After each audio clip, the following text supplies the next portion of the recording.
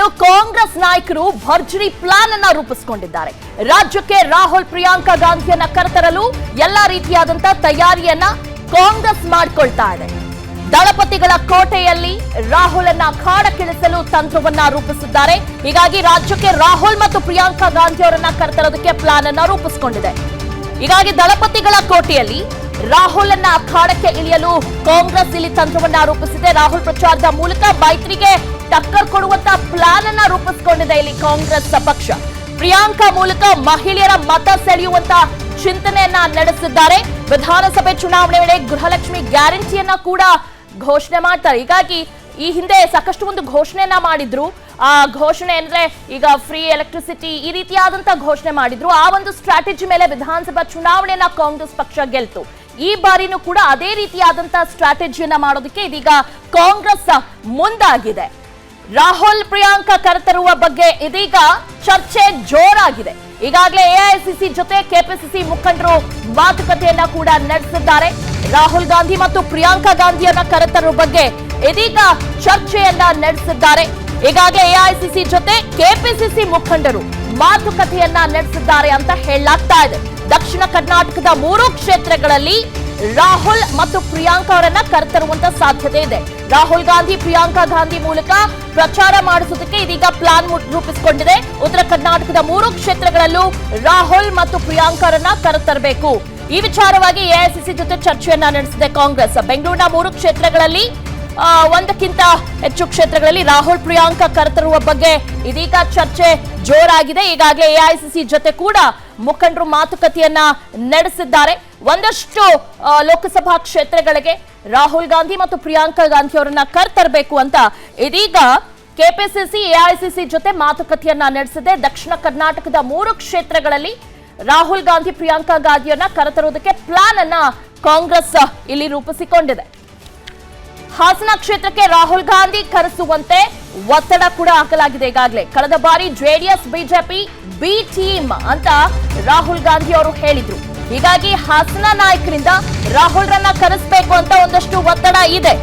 ಹೀಗಾಗಿ ರಾಹುಲ್ ಗಾಂಧಿ ಅವರ ಬಂದು ಪ್ರಚಾರ ಮಾಡಬೇಕು ಅಂತ ಒತ್ತಡ ಹಾಕುತ್ತಿದ್ದಾರೆ ನಾಯಕರು. ಹಾಸನ ನಾಯಕರಿಂದ ರಾಹುಲ್ ರನ್ನ ಕರೆಸಬೇಕು ಅಂತ ಒಂದಷ್ಟು ಪ್ರೆಷರ್ ಅನ್ನ ಹಾಕ್ತಿದ್ದಾರೆ. ಮತ್ತೊಂದೆಡೆ ಮೈಸೂರಿಗೆ ಪ್ರಿಯಾಂಕಾ ಗಾಂಧಿ ಅವರನ್ನ ಕರೆಸಬೇಕು ಅಂತ ಒಂದಷ್ಟು ಒತ್ತಡಗಳಿದೆ. ಮೈಸೂರಲ್ಲಿರುವಂತಹ ನಾಯಕರು ಒತ್ತಡ ಹಾಕ್ತಿದ್ದಾರೆ. ಯದುವೀರ್ ವಿರುದ್ಧ ಪ್ರಚಾರ ಮಾಡಿಸಲು ಇದೀಗ ನಾಯಕರು ತಂತ್ರವನ್ನ ರೂಪಿಸಿದ್ದಾರೆ. ಪ್ರಿಯಾಂಕಾ ಮೂಲಕ ಮಹಿಳಾ ಮತ ಸೆಳೆಯುವಂತ ಲೆಕ್ಕಾಚಾರ.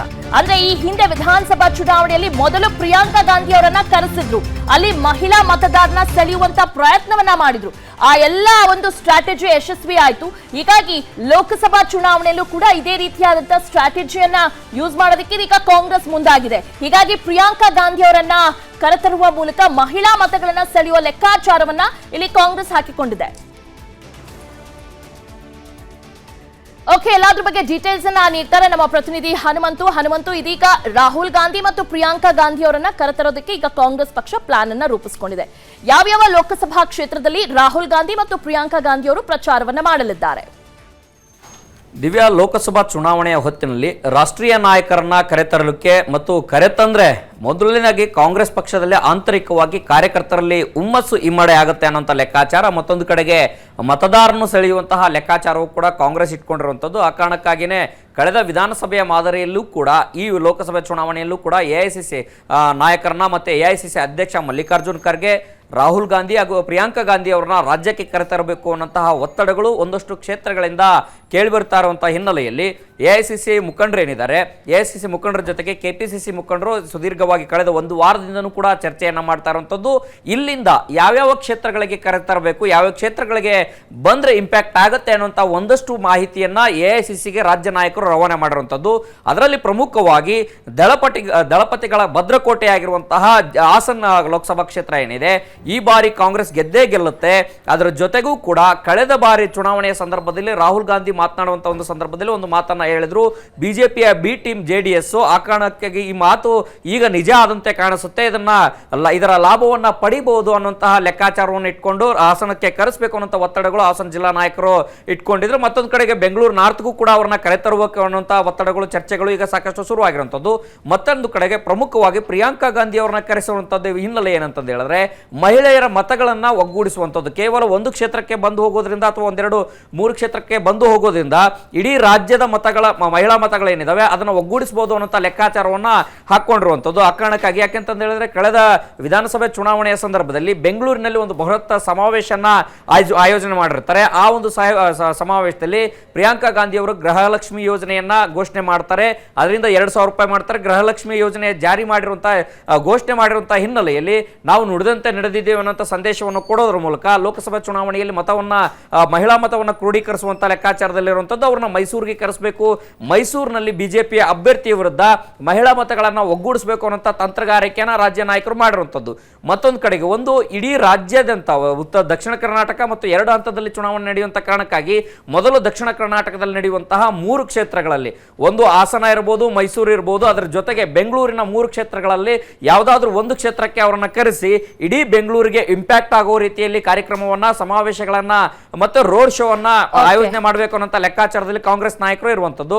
ಒಟ್ಟಿನಲ್ಲಿ ರಾಹುಲ್ ಗಾಂಧಿ ಮತ್ತು ಪ್ರಿಯಾಂಕಾ ಗಾಂಧಿ ಮತ್ತು ಎಐಸಿಸಿ ಅಧ್ಯಕ್ಷ ಮಲ್ಲಿಕಾರ್ಜುನ್ ಖರ್ಗೆ ಅವರನ್ನ ಕರೆಸುವ ಮೂಲಕ ಕಾರ್ಯಕರ್ತರಲ್ಲಿ ಹುಮ್ಮಸ್ಸನ್ನ ಇಮ್ಮಡಿಗೊಳಿಸುವಂತದ್ದು. ಮತ್ತೊಂದು ಕಡೆಗೆ ಎಐಸಿಸಿ ಕೇಂದ್ರದಲ್ಲಿ ಅಧಿಕಾರಕ್ಕೆ ಬಂದ್ರೆ ರಾಜ್ಯದಲ್ಲಿ ಯಾವ ರೀತಿ ಗ್ಯಾರಂಟಿಗಳನ್ನು ಕೊಟ್ಟಿದ್ದೇವೆ ಅದೇ ರೀತಿ ಕೇಂದ್ರದಲ್ಲೂ ಕೂಡ ಗ್ಯಾರಂಟಿಗಳನ್ನು ಕೊಡ್ತೇವೆ ಅನ್ನೋ ಮನದಟ್ಟು ಮಾಡುವಂತ ಕೆಲಸಕ್ಕೆ ಈಗ ಕಾಂಗ್ರೆಸ್ ನಾಯಕರು ಮುಂದಾಗಿರುವಂತದ್ದು.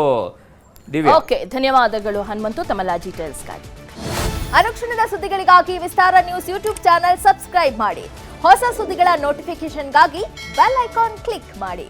ಲೇಟೆಸ್ಟ್ ಅಪ್ಡೇಟ್ಸ್ಗಾಗಿ www.vistaranews.com ವೆಬ್ಸೈಟ್ಗೆ ವಿಸಿಟ್ ಮಾಡಿ. ಅಂಗೈಯಲ್ಲೇ ಜಗತ್ತಿನ ಸುದ್ದಿ ತಿಳಿಯಲು ವಿಸ್ತಾರ ನ್ಯೂಸ್ ಕನ್ನಡ ಆಪ್ ಡೌನ್ಲೋಡ್ ಮಾಡಿ.